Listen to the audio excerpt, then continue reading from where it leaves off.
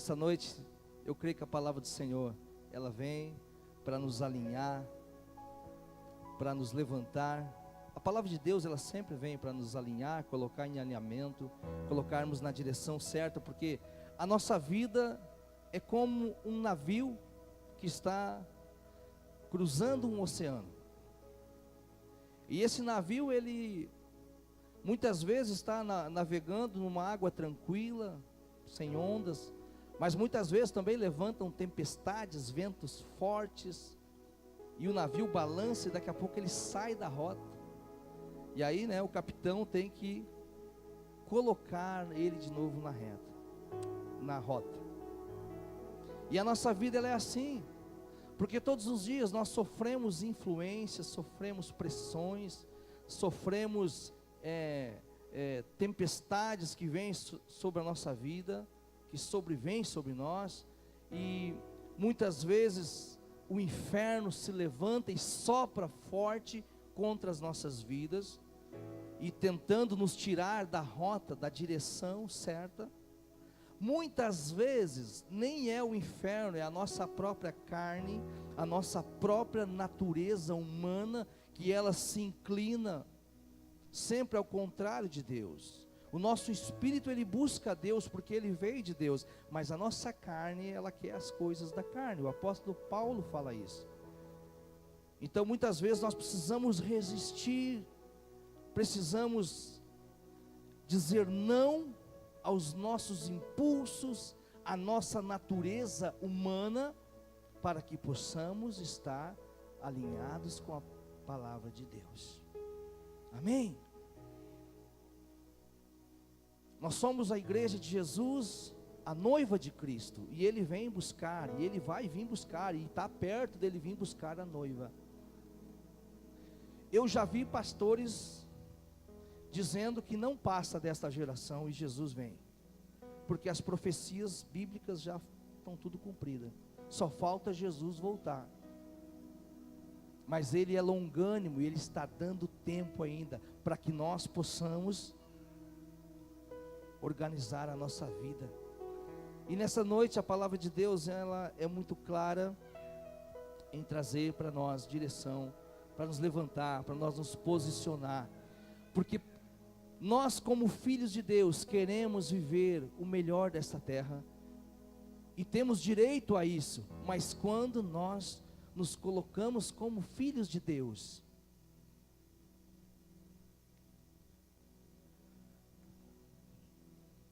nós como filho queremos a herança, mas muitas vezes nós fazemos como fez o filho pródigo, que sai por aí e tal.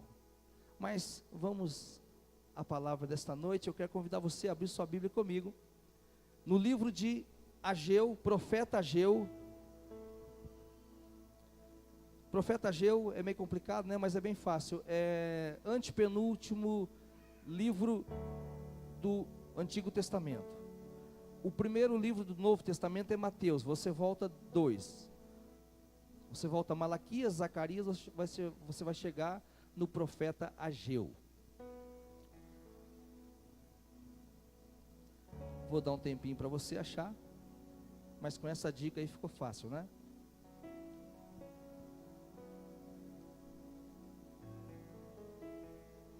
Se está difícil, vai em Mateus e volta 2 bem pequenininho. São os profetas menores: Ageu, Zacarias, Malaquias, Sofonias, Abacuque, e mais uns outros aí. Quem achou diz achei. Vocês estão ligados aí, né? Pedimos ao Espírito Santo que nos dê graça para que possamos compartilhar essa palavra e transmitir tudo aquilo que o Senhor quer falar conosco nesta noite. Ageu, capítulo 1, a partir do versículo 5, nós vamos ler até o versículo 10. Diz assim a palavra: Ora, pois, assim diz o Senhor dos exércitos: aplicai o vosso coração aos vossos caminhos. semeais muito e recolheis pouco, comeis, mas não vos fartais, bebeis, mas não vos saciais, vestis-vos, mas ninguém se aquece, e o que recebe salário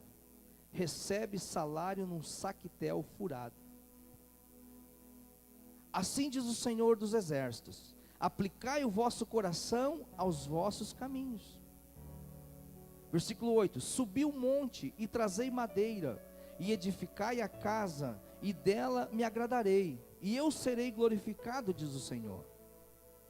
Olhastes para muito, mas eis que alcançaste pouco, e esse pouco, quando o trouxeste para casa, eu lhe assoprei.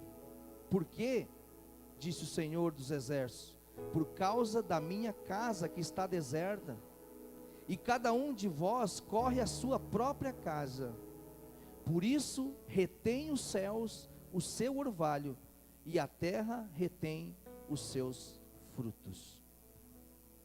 Amém?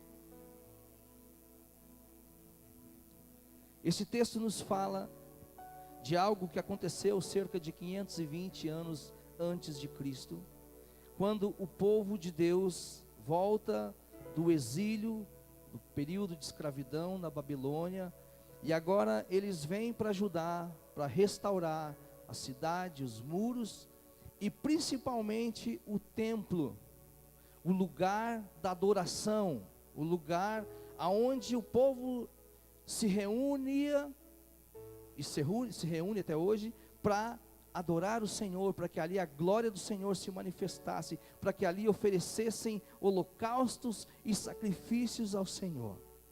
E o povo volta então, e de repente eles começam a trabalhar, e de repente começam algumas oposições, algumas dificuldades ali, eles começam a enfrentar naquele lugar, e o povo, ele cansa, ele para de trabalhar na reconstrução do templo. E Deus esperava uma resposta do povo.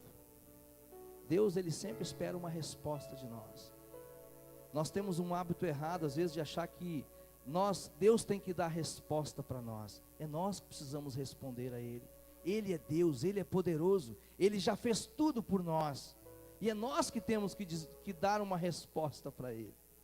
Porque é a nossa resposta que vai estabelecer o que vai acontecer na minha vida e na sua vida. Deus já deu a resposta, Ele já fez tudo, mandou Jesus, está tudo pronto. A grande resposta é nós que temos que dar ao Senhor. Mas o povo estava ali, abandonou aquilo que Deus estava esperando deles. E o texto diz que o povo começou a se preocupar com a sua própria casa. Eles estavam buscando adornar e reconstruir e arrumar e deixar muito bonito as suas próprias casas.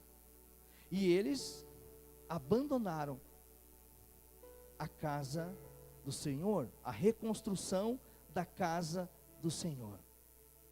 E isso trouxe uma consequência para o povo, que nós lemos aqui, que foi a situação que nós lemos, por causa da condição que o povo estava. E eu quero trazer isso nesta noite, eu quero contextualizar esse texto dentro da nossa realidade. Porque aqui, o que estava acontecendo, quem estava vivendo isso aqui era o povo de Deus, não era os outros povos. Essa palavra aqui não era para quem não conhecia, não, era o povo de Deus que estava vivendo esta realidade. E muitas vezes, muitos de nós que somos povo de Deus, estamos vivendo esta realidade. Então eu quero trazer nesta noite o contexto deste texto para a minha vida e para a sua vida, para a minha vida espiritual, para a sua vida espiritual, para a nossa vida material também.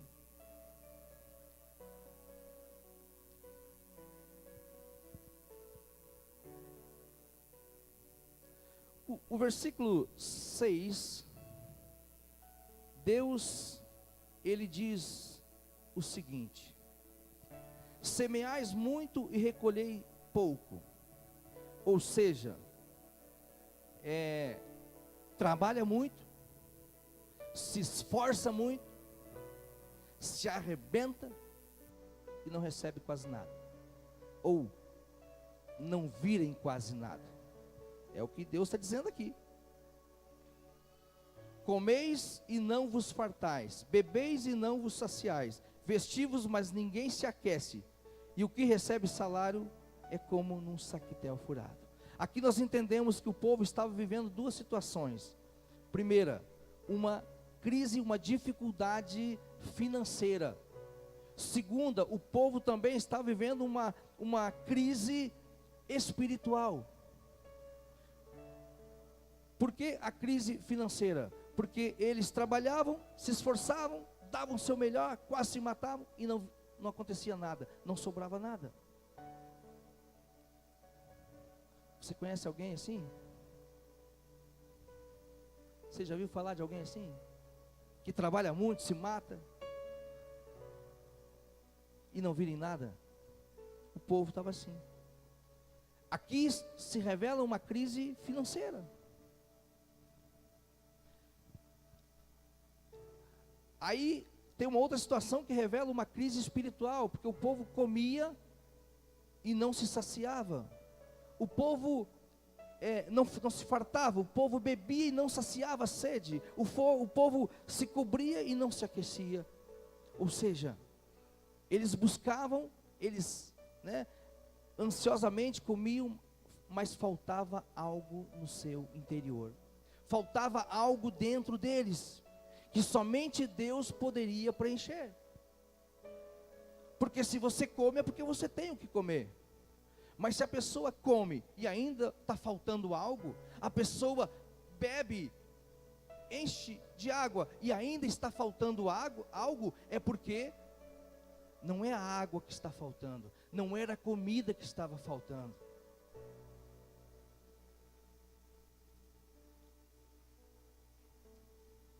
O povo tinha abandonado o que Deus esperava deles.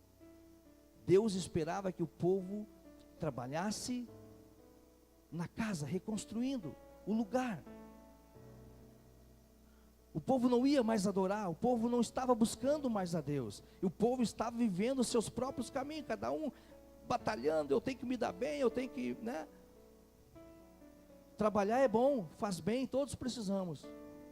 E a Bíblia condena o preguiçoso, mas precisamos colocar na nossa vida as coisas na ordem certa. Amém? Jesus, na sua infinita sabedoria, Ele já nos deu o segredo lá em Mateus 6,33, aonde Ele diz assim: buscai em primeiro lugar o reino de Deus e a sua justiça, e todas as demais coisas vos serão acrescentadas.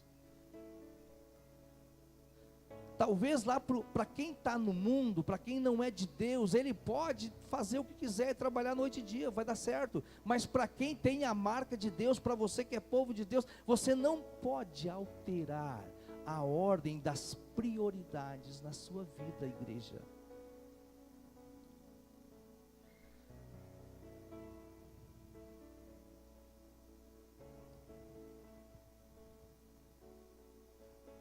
Vamos avançar.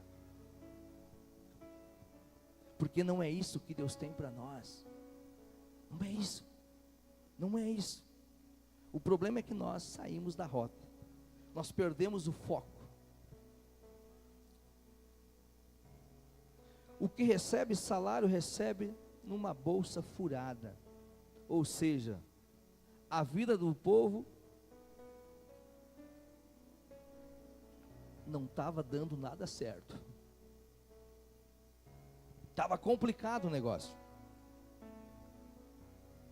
Dá uma cutucadinha que está perto de você aí, diga assim: irmão, se está complicado, mas fica tranquilo, Deus vai mudar a situação. Diga assim: se você conhece alguém, não você, alguém que você conhece e vive assim, Deus vai te usar para mudar a vida dessa pessoa.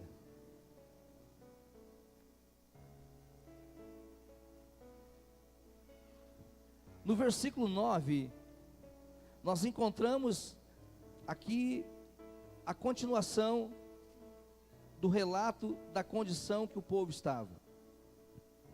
Vamos ler mais um pouquinho.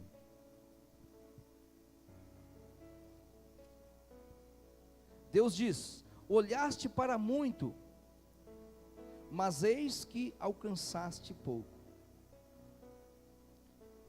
E esse pouco, quando trouxeste para casa, eu lhe assoprei. Por quê? Diz o Senhor dos Exércitos: por causa da minha casa que está deserta, e cada um de vocês corre a sua própria vida. Continua o relato da situação caótica que o povo estava vivendo, né? Que eles buscaram muito, queriam muito, olharam para muito, mas o próprio Deus diz que eu assoprei. Sabe, muitas vezes nós estamos repreendendo achando que é o diabo, e muitas vezes é Deus que Ele está permitindo, porque nós não estamos no lugar certo nele. Eu sempre digo, igreja, nós precisamos aprender, e eu quero trazer essa palavra com muito amor para você nessa noite, porque é a palavra de Deus, não é minha, está aqui. Se não fosse para nós, não teria ficado na palavra de Deus. Sabe, o povo aqui, eles estavam preocupados somente com os seus projetos, somente com a sua vida. E está tudo certo, você precisa ter, nós estamos constantemente falando dos projetos, mas Deus não pode ficar de fora da nossa vida. Deus não é o segundo plano, nem o terceiro plano da nossa vida. Deus tem que ser o centro. Ele tem que estar acima de tudo.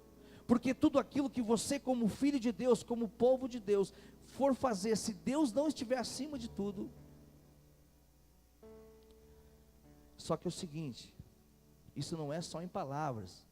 Porque nós temos uma facilidade em dizer assim: não, Deus está na frente. Não, Deus é que manda aqui. Mas não é isso que Deus quer de você. Deus não quer palavras vazias, palavras que a gente acha que a gente negocia com Deus. Vamos para frente, a gente vai chegar lá. Você vai entender aonde Deus quer nos levar nessa noite, daqui um pouquinho, querido. Amém? O que eu quero, estamos passando por este primeiro momento, onde o povo estava nessa crise, nessa situação. E que se você está bem hoje, essa palavra é para alertar você, para que você não saia do centro, para que você não venha entrar numa crise. Mas se você está numa crise, numa situação complicada, querido, nessa noite a palavra vai nos levantar, vai levantar você, vai alinhar você, e vai colocar você no centro da vontade dEle.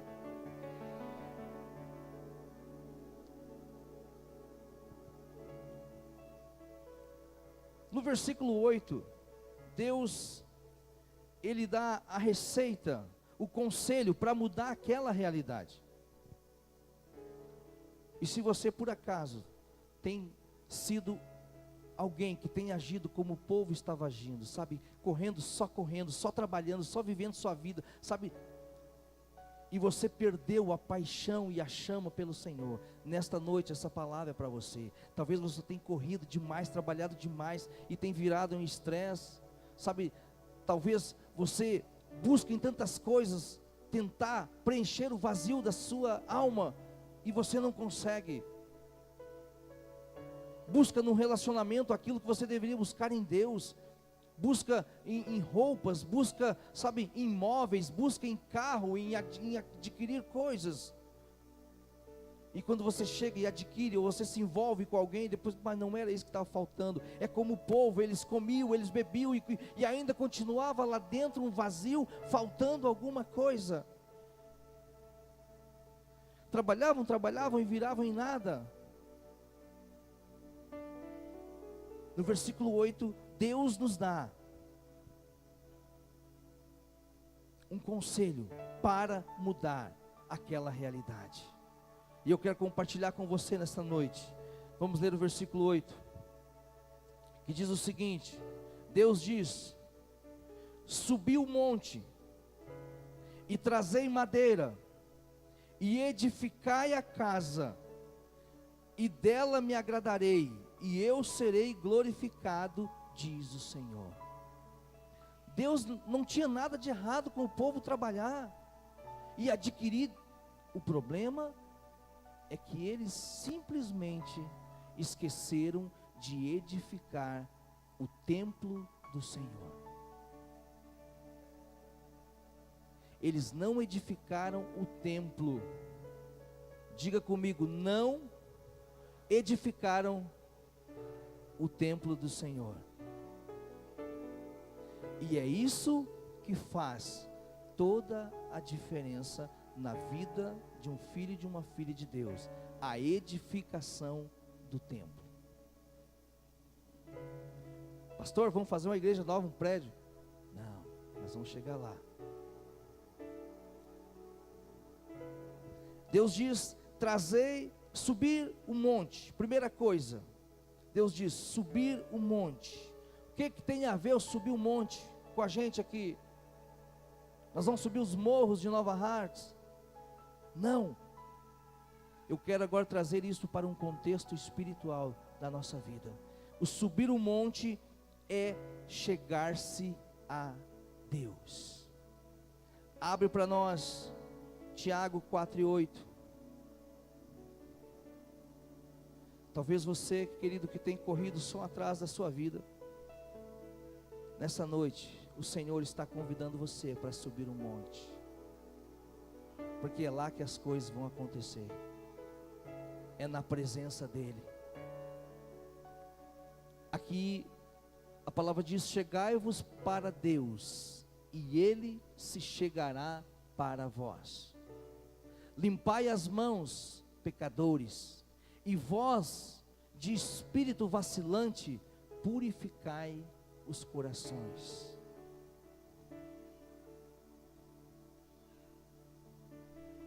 Chegai-vos a Deus, e Ele se chegará para você. Olha o detalhe. Subir a montanha, eu falei que é se achegar a Deus. Tem coisas na sua vida que não estão dando jeito, meu querido. Tem coisas na sua vida que o pastor já orou 300 vezes e não mudou, e não vai mudar, porque depende da sua atitude. Eu iniciei falando que tudo na sua vida depende da resposta que você dá para Deus.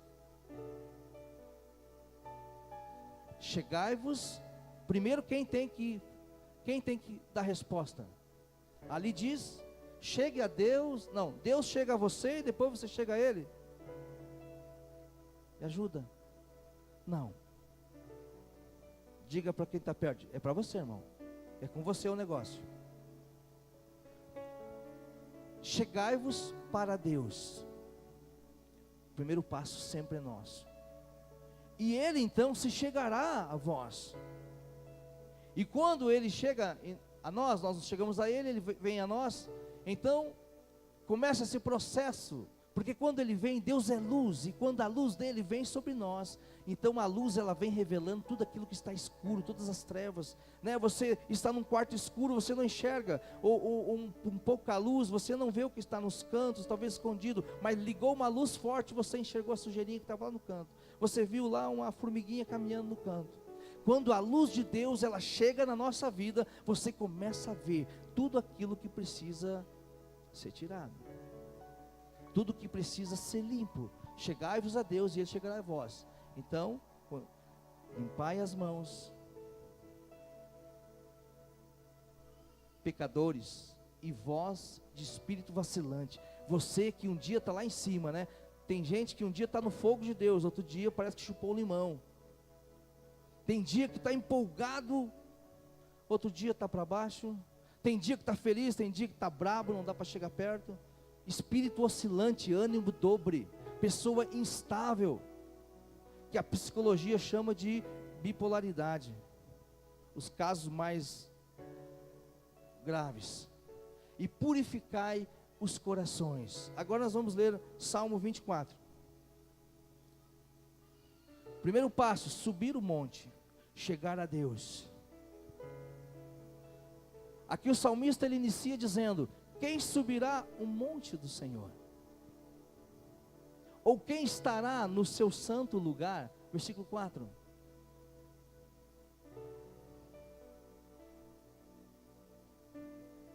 Não.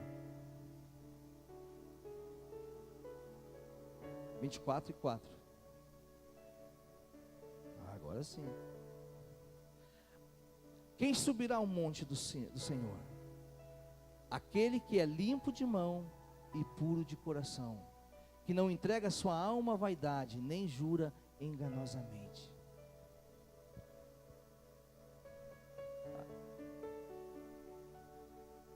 A resposta de Tiago, o salmista deu.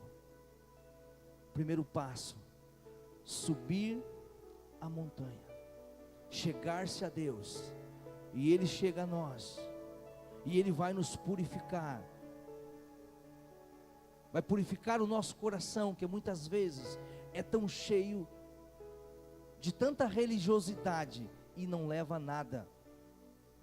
Mas o Senhor é cheio de tanto sentimento, de inveja, de orgulho, de raiva, de mágoa, de ressentimento, de arrogância, de prepotência. Esse é o coração do homem sem Deus.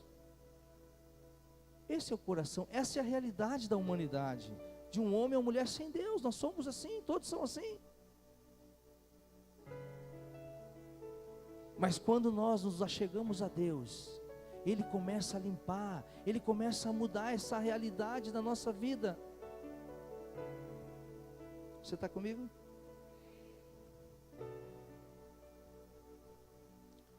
Subir o monte, chegar a Deus. Trazer madeira.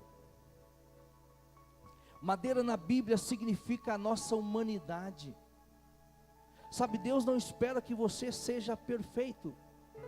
Deus sabe que nenhum de nós somos perfeitos. Ele só quer a nossa entrega. O problema é que muitas vezes nós queremos até para Deus dizer que a gente é o que a gente não é. A gente acha que a gente engana Deus. A gente enrola o pastor e acha que está enrolando a Deus. A gente enrola o irmão e acha que está enrolando a Deus.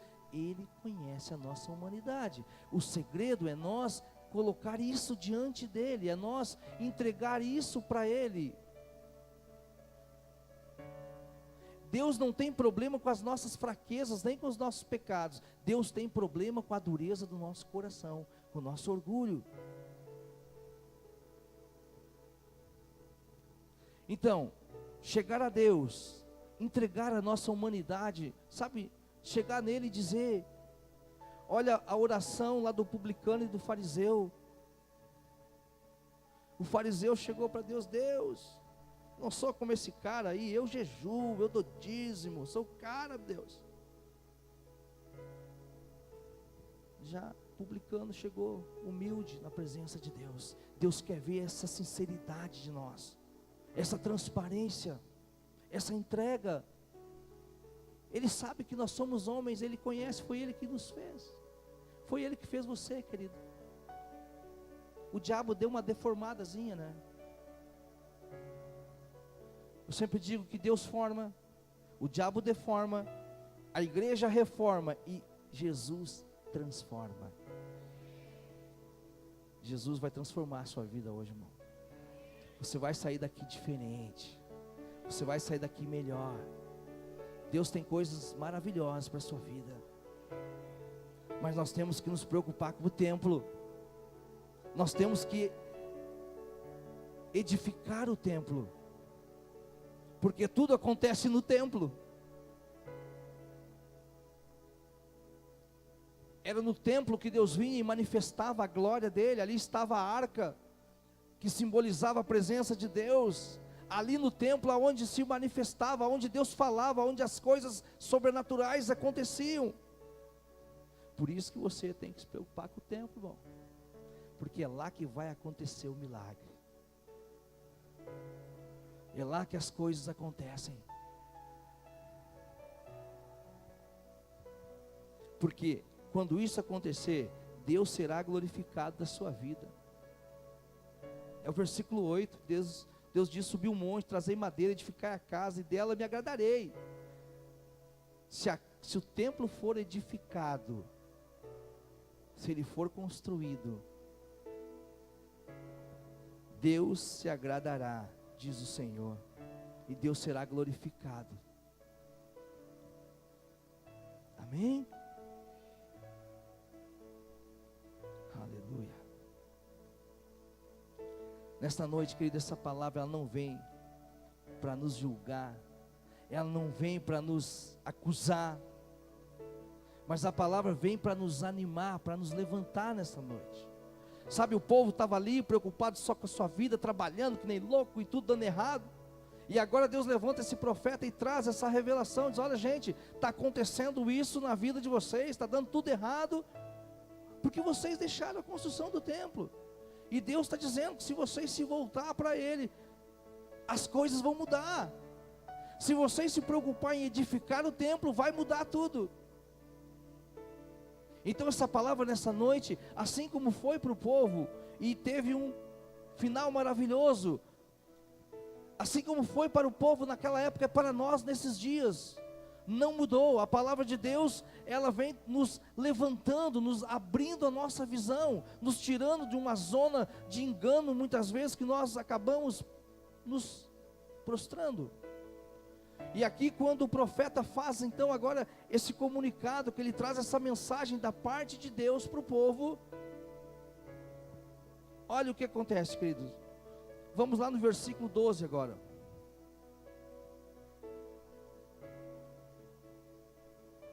A última parte do versículo 12, o finalzinho, depois que o profeta entrega toda essa palavra, diz assim, a última parte: e temeu o povo diante do Senhor. E temeu o povo diante do Senhor. Essa palavra não é para você baixar a cabeça e ficar aí com a cara que está morrendo, não, irmão, é para levantar você. Essa palavra não é para você ficar com vergonha, não, é para você se levantar nessa noite, porque Deus quer fazer você prosperar, querido. O diabo quer que você fique nessa zona de engano aí, correndo atrás de você mesmo, mas Deus quer levantar você.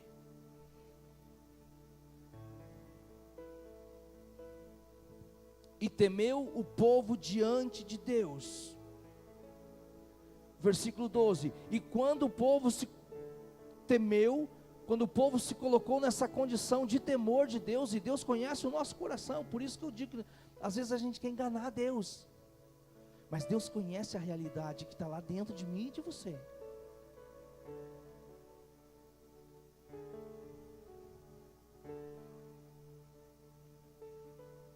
Versículo 13, olha o que Deus diz: então Ageu, o embaixador do Senhor, falou ao povo, o mesmo que trouxe a notícia, que as coisas não estavam legal, que não estava dando nada certo, porque o povo esqueceu a construção do templo. Agora, quando o povo, diante dessa realidade, o povo agora teme a Deus, e com certeza no seu coração houve o quebrantamento, houve o arrependimento. Então Ageu, o embaixador do Senhor, falou ao povo, conforme a mensagem do Senhor, dizendo: eu sou convosco, diz o Senhor. Gente, era o povo de Deus, Deus não queria o mal deles, mas eles estavam fora da realidade. Querido, você é povo de Deus, Deus não quer que você sofra, Deus não quer você fora do lugar que Ele tem para você.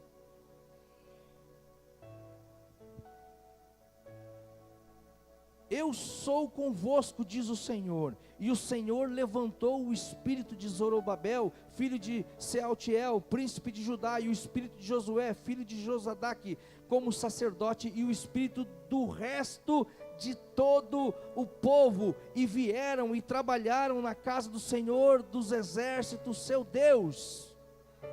Ou seja, todo o povo, quando a Bíblia diz levantou o espírito, não é que saiu o espírito do corpo dele, não, é que aqueles que estavam desanimados agora ficaram animados, aqueles que estavam para baixo, depressivos, sabe, desanimados, Deus levantou eles através daquela palavra do profeta, e eles voltaram a construir, voltaram à construção do templo. levantou o espírito, eles se animaram e começaram a reconstruir a casa do Senhor. Querido, nós não vamos, por enquanto, construir nenhum prédio aqui. Esse aqui está muito bom, inclusive logo nós vamos aumentar ele. Mas o que eu quero falar para você nessa noite, que a casa, o templo do Senhor, aonde Ele habita, é você. Este templo que precisa ser edificado é a sua vida, é você. Abre para nós 1 Coríntios 6:19.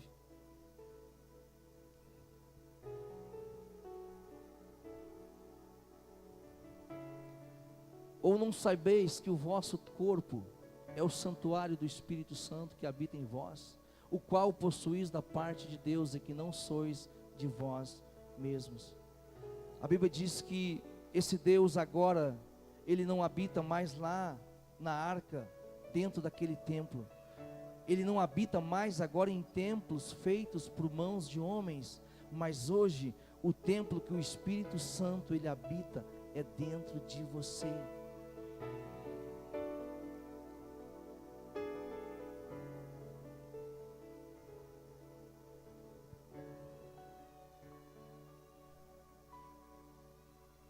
É dentro de você. Então essa edificação, essa construção, é a sua vida, aonde você precisa edificar o templo, a casa de Deus, numa vida comprometida com Deus, numa vida de intimidade, num relacionamento sério com Deus, aonde você vai buscar a presença dEle, aonde, sabe, você vai buscá-lo em oração, através da leitura da Bíblia, da palavra de Deus. O problema é que hoje nós somos os crentes camelo. A gente vem num culto, enche o tambor de reserva, e agora vamos andar até queimar. O camelo, ele enche a barriga de água, ele vai, atravessa o deserto. Quando seca, ele tem que encher de novo.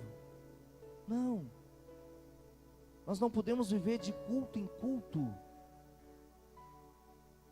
Esse relacionamento, esse templo onde a presença de Deus habita, ele precisa ser mantido todos os dias. Nós precisamos ter o hábito da leitura, da oração, da adoração, do jejum, da consagração, da santidade. A Bíblia diz que sem santidade, ninguém verá a Deus. Mas eu não sou perfeito. Claro, presente a madeira lá, a sua humanidade, Ele sabe, mas Ele conhece a intenção do coração. Quando você quer fazer certo, quando você quer acertar, sabe, você errou, ai, Deus me perdoa. Jesus, de novo eu errei. É esse templo, é essa casa aonde Ele habita, que ela precisa estar edificada na sua vida. O problema é que muitas vezes nós corremos, nós temos tempo para tudo, nós temos tempo para todas as coisas, mas nós não temos tempo para edificar a casa dEle em nós. Nós preferimos estar com qualquer pessoa, ouvindo muitas vezes a pior conversa do mundo, e não separamos 10 minutos para estarmos na presença dEle, para estar ali edificando o templo, a casa dEle. Trocamos Ele por qualquer coisa. Você pode conversar com quem você quiser, mas tire o tempo para Ele, para estar com Ele.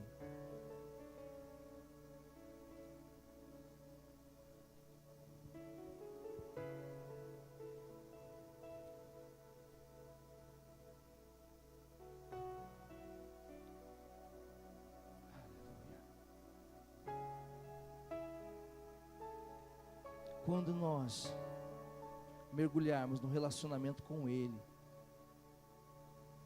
a gente vai estar envolvido com a igreja, com as coisas de Deus, com a obra de Deus, com os irmãos. A gente vai ter compromisso com tudo isso.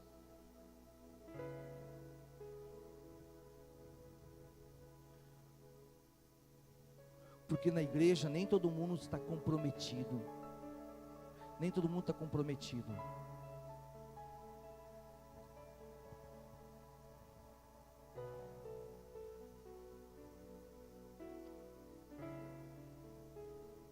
Estou nem aí, sei lá, pagaram a luz da igreja, tinha dinheiro? Estou por aí, daqui uns 2 meses eu venho na igreja receber uma bênção. Quando o depósito do camelo secar, eu venho aqui, o pastor orar por mim, receber uma bênção. Igreja, passou essa fase. Isso é visão de religiosidade. A noiva que Jesus vem buscar é aquela que é apaixonada. Nós cantávamos antes, né? Tenho fome de ti, da tua presença, da tua fragrância, Senhor. Tenho fome de ti, que desespera por sua glória. Sabe, a gente canta às vezes porque o cantor está cantando aqui, porque o ministro está cantando. A gente não sente, a gente não tem essa fome. Senhor, fome de ti, por tua presença. Isso é uma realidade na sua vida, querido? Você tem fome, sabe? Eu estou vivendo as coisas bem malucas. Deus está me acordando de madrugada, não consigo mais dormir, eu tenho que orar. Deus está gerando algo. Sabe, Deus vai começar a gerar isso dentro da noiva. Porque Jesus não vai buscar uma noiva que não ama Ele, que é apaixonada por Ele. Eu jamais casaria com a Elisa se eu soubesse que ela não fosse apaixonada loucamente por mim. E não precisa se esforçar muito, né, para amar esse corpinho. Sou humilde. Ainda mais 25 anos atrás, né? Tanquinho. Tá louco. Mas se eu não tivesse a convicção que ela me amava, eu não tinha casado com ela. Eu não tinha dito sim para ela.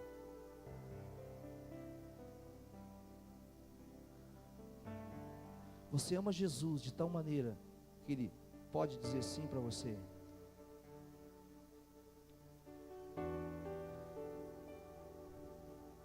Deus está mudando a realidade da igreja no Brasil.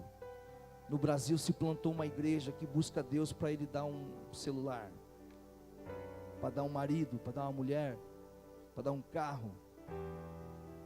Ele dá sim, mas quando Ele estiver em primeiro lugar, aí Ele dá muito mais do que isso, porque Ele é dono de todo ouro e toda prata. Jesus, que sim, que tinha relógio essa igreja. Queridos,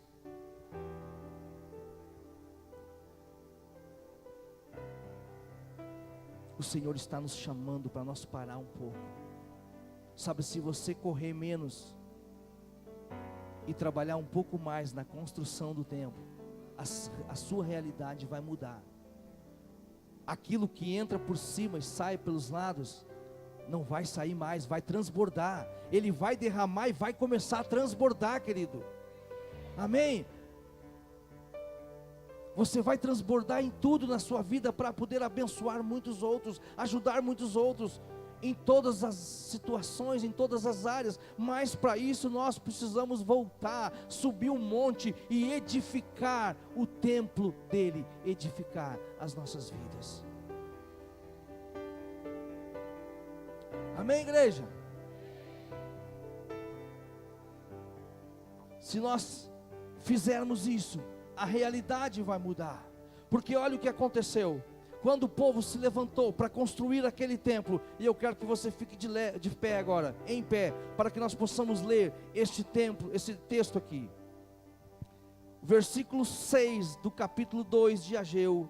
Após o povo receber aquela palavra de repreensão, aquela palavra de confronto pelo profeta da parte de Deus, após eles ali, a partir dessa palavra, cair em temor diante do Senhor, em arrependimento, eles se levantaram, se motivaram e voltaram a trabalhar na construção do templo. Quantos aqui a partir de hoje vão voltar a trabalhar na construção do templo. Eu perguntei quantos aqui a partir de hoje vão voltar a trabalhar na edificação desse templo. Amém? Olha o que aconteceu, olha a palavra que Deus liberou, olha o que Deus liberou aqui quando o povo voltou a fazer aquilo que Deus esperava que eles fizessem. Diz assim o versículo 6, porque assim diz o Senhor. Uau! Não é o pastor, é o Senhor. Porque assim diz o Senhor dos exércitos, ainda uma vez, daqui a pouco, e farei tremer os céus, e a terra e o mar, e a terra seca, e farei tremer todas as nações, e virá o desejado de todas as nações, e encherei esta casa. Ei, chorei, camandere, labás. Quem é casa aqui? Quem é casa aqui? Quem é templo aqui? Se prepare, essa palavra é para você, irmão. Começa a entrar na conexão aí, começa a entender o mistério aí, irmão. Aleluia. E encherei esta casa de glória, diz o Senhor dos exércitos. Olha o que ele diz: minha é a prata e meu é o ouro, disse o Senhor dos exércitos. A glória desta última casa será maior do que a da primeira, diz o Senhor dos exércitos, e neste lugar darei paz, diz o Senhor dos exércitos.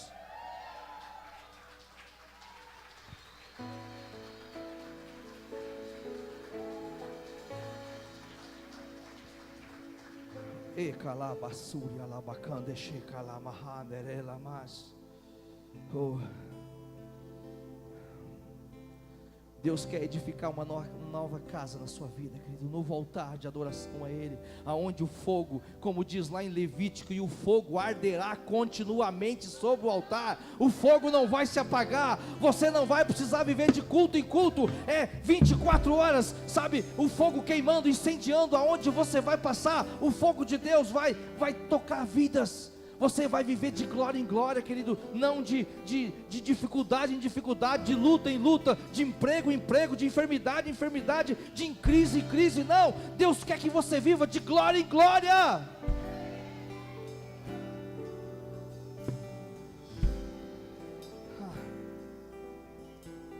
Aleluia. Observe que Deus fala duas coisas aqui. Ele fala que dele é o ouro e dele é a prata. Ele está falando aqui de provisão, de recurso. Aquilo que muitas vezes você se mata tanto correndo e vira em nada. Não vai do culto porque vai por algo que pode render algo. Para com isso, irmão. A Bíblia diz que aos seus Deus dá até enquanto dorme. Pare de negociar, pare de entregar o ouro na mão do capeta. Faça um propósito com Deus, se comprometa com Ele e com a obra dEle. Deus fala de recursos, Deus fala de provisão, de ouro, de prata, mas Ele também fala que neste lugar Ele dará a paz, diz o Senhor. O ciclo de encher a barriga e continuar faltando alguma coisa vai parar. Sabe, o ciclo de se matar, de buscar em coisas, em pessoas, preencher aquilo que está vazio, vai parar, porque Ele vai trazer paz, e a paz dEle não é como a que o mundo dá, mas a paz dEle ninguém consegue entender. Deus quer fazer isso na sua vida, meu irmão. Deus quer fazer isso na sua vida.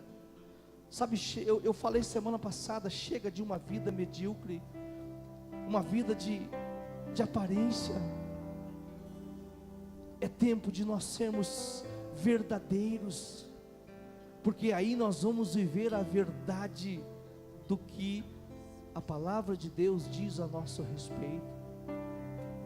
Eu gosto muito de dizer, eu sou o que a Bíblia diz que eu sou, tenho o que a Bíblia diz que eu tenho, eu posso o que a Bíblia diz que eu posso. Mas tudo isso é quando eu faço o que a Bíblia diz que eu tenho que fazer. Obedecer é melhor que sacrificar. A fé traz o milagre, querido, mas a obediência traz a bênção. Aí, sabe, quando você vive quando você depende somente de um desespero, da sua fé, Deus faz o milagre, porque Deus é de misericórdia.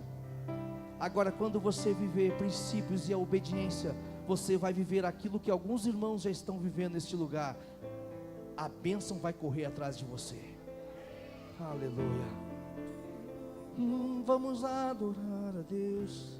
Eu quero atrair